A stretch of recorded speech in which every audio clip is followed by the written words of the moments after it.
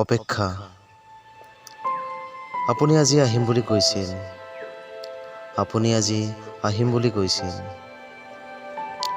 চকুৰ পতাত শুদ্ধ যন্ত্ৰণা অনুভৱ কৰিছিলোঁ। অপেক্ষা শব্দটিৰ দ্বাৰা কিন্তু আপুনি নাহিল। গতিকে যন্ত্ৰণাৰ মাত্ৰা ক্ৰমশ বাঢ়ি গ'ল।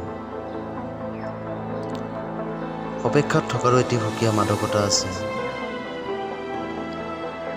যদিহে পলমকৈ হ'লেও অপেক্ষাৰ অন্ত পৰে, কিন্তু অপেক্ষাৰ সীমা হেজাৰ পৰিধি ভাঙি গুচি গ'ল। তথাপি আপোনাৰ উপস্থিতি অনুভৱ নকৰিলোঁ। আপোনাৰ চাৱনিতে অযুত উত্তৰবিহীন প্ৰশ্নৰ শিতান।